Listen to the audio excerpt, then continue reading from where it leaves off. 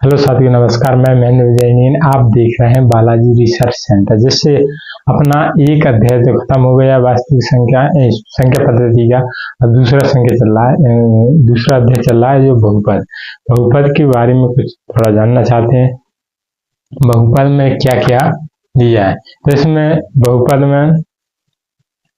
इसमें दी हुई चार अचर संख्याएं। आगे चार अचर संख्याएं को समझते हैं। चर संख्या किसे कहते हैं और अचर संख्या किसे कहते हैं। तो वीडियो के अंत तक बन रहिए, तो आपको चार और अचर संख्या के बारे में पता चल जाएगा।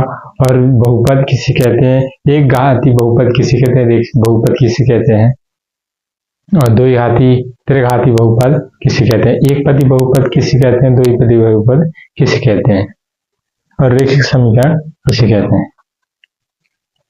जैसे कि चार अचर संख्या। चार संख्याएं वे संख्या होती हैं जिनके मान बदल जाते हैं, उन्हें चर संख्या कहते हैं। अचर संख्या उन्हें कहते हैं जिनके मान कभी बदलते नहीं है, उन्हें अचर संख्या कहते हैं। जैसे कि दिया है ना, गिनती के कोई भी गिनती के अंक यानी गिनती के डिजिट हैं, उनके कोई भी नंबर 1 2 3 4 5, मतलब कोई भी अंक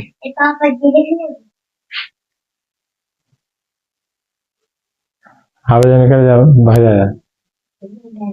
हाँ, गिनती के कोई भी अंक आए तो उन्हें क्या कहते हैं, अचर कहते हैं।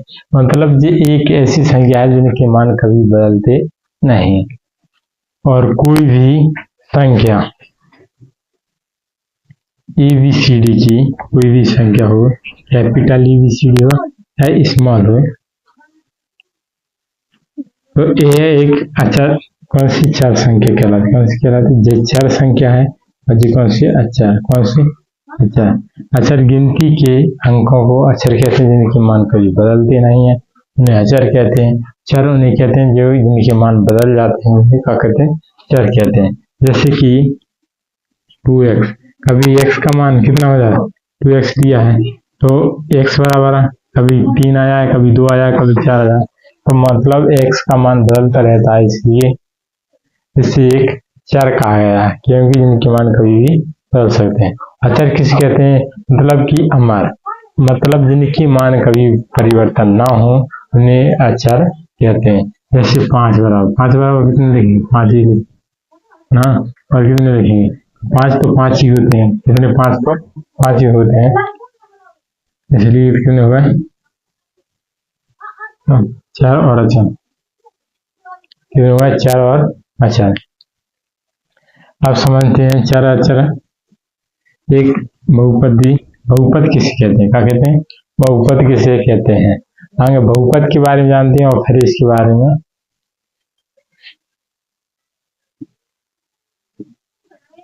बहुपद। तो बहुपद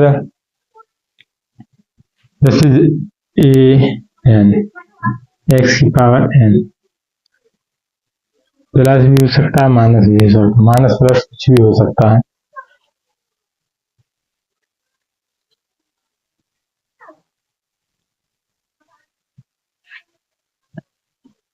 an x n मतलब आपको मतलब मान है, a का मान कोई भी प्राकृतिक संख्या हो सकता है, 1 2 3 4 5 6 2000 3000 4, ऐसा 1 2 3, और घात 100 150 मतलब प्राकृतिक संख्या कोई भी संख्या बड़ी से बड़ी घात हो सकती है, सबसे बड़ी। और दूसरी मान का कह रहा है ए भी कोई से भी मान हो सकता है। इसमें अपन जोड़ भी सकते हैं और क्या कर सकते हैं, घटा भी सकते हैं। मतलब यह मान कैसा हो सकता है, कम भी हो सकता है और ज्यादा भी हो सकता है। तो ज्यादा भी हो सकता है, मतलब दूसरा मान है कैसा, दूसरा, इसलिए अपन माइनस।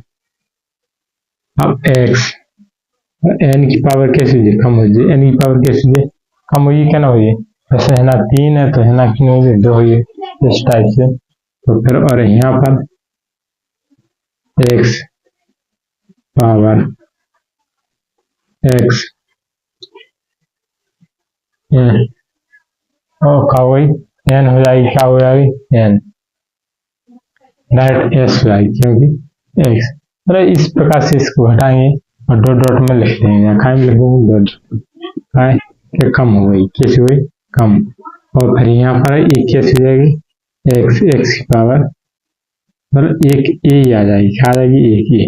और एन क्या रहता है अचर देता, क्या रहता है एक अचर संख्या होती, कैसी होती अचर संख्या होती। तो इस टाइप से अपन इसको लिख सकते हैं, कहाँ तक लिख सकते हैं इस टाइप से अपन इसको लिख सकते हैं। तो कहाँ तक लिख सकते हैं मतलब जी एक अचर है तो 0 तक लिख सकते हैं, 0 मतलब कोई भी संख्या हो सकती है, मतलब जिसकी मतलब यहाँ तक इसका एंड आ जाएगा। अब इसके बाद और उसको लिखा नहीं जाएगा, मतलब एक ही लिख सकते हैं एक बार। तो ये बहुपद हो गया। अपन इसको कैसे लिखेंगे, जैसे कि कोई भी संख्या एक ए का मान कितना है कोई भी हो सकता है एन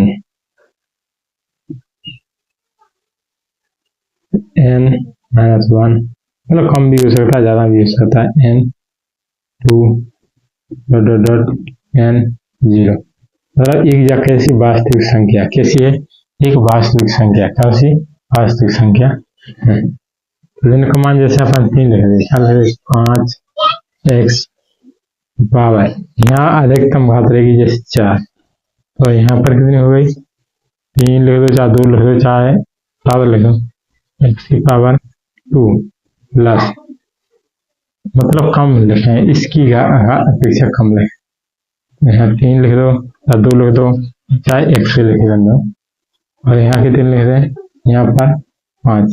तो जो ये का हुआ बहुपद हुआ। अब बहुपद हुआ जो कौन सी घात का हुआ चतुर्घाती बहुपद होगा, कौन सा हुआ 4 घात। अधिकतम घात कितनी है 4, तो चतुर्घाती बहुपद होगा। यदि इसमें घात 3 होती तो त्रिघाती बहुपद होगा, तो कौन सा होगा त्रिघाती। अब इसमें पूछा जा रहा है अब 2 घात है तो कैसे द्विघाती बहुपद, तो कौन सा द्विघाती बहुपद। अब यह इसमें पद गिने जाए, क्या गिने जाए पद, तो 1 पद 2 पद 3 पद, कितने पद है 3 पद, तो त्रिपदी बहुपद कहलाएगा। कौन सा कहलाएगा त्रिपदी बहुपद कहलाएगा।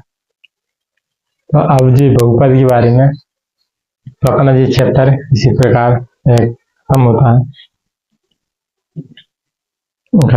है मतलब। तो अब इसकी प्रश्नावली पर चलते हैं, कहाँ पर चलते हैं प्रश्नावली। तो एक उदाहरण का सवाल और दिया है, दिया लिखा है नीचे दिए गए प्रत्येक बहुपद की घात याद कीजिए, नीचे दिए गए प्रत्येक बहुपद की घात याद कीजिए। तो सवाल एक है एक्स की पावर 5 माइनस एक्स की पावर 4 प्लस 3 कितने 3, एक्स की पावर 5 प्लस 3 है। तो इसमें क्या करना है, तो इसकी अधिकतम घात कितनी है, अधिकतम घात कितनी है, तो एक्स की पावर 5 है तो अधिकतम घात कितनी है, तो एक्स की पावर 4 है, तो अपन अधिकतम घात कितनी हुई 5 ही हुई ना।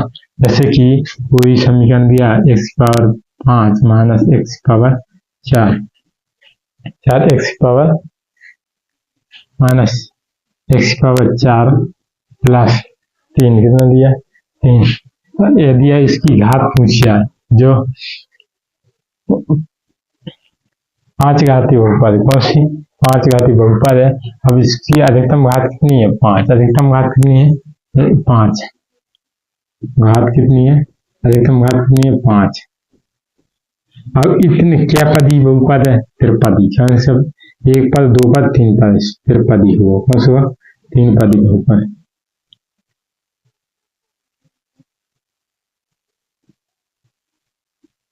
त्रिपदी बहुपद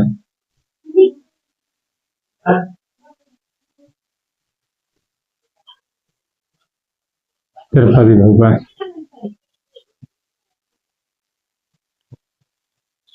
तो आपको जो समझ में आएगा वो क्या पदी बहुपद। अब दूसरा दिया है y माइनस 2 माइनस y की पावर 2 माइनस y की पावर कितनी 2 माइनस 3 की पावर 3 y की पावर 3 प्लस 2y8। तो इसकी अधिकतम घात कितनी हुई इसकी अधिकतम घात कितनी हुई, 8 कितनी हुई,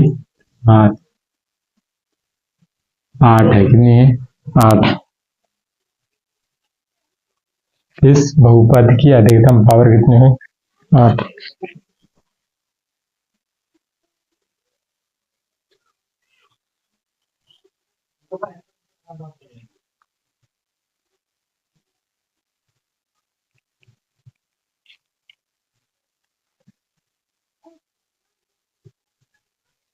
तो अब इसी प्रकार अपन दूसरी प्रश्नावली 1.1 प्रश्नावली पे जाते हैं। दूसरी प्रश्नावली 1.1 प्रश्नावली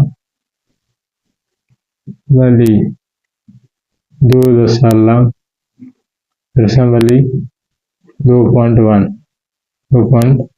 पर जाते हैं।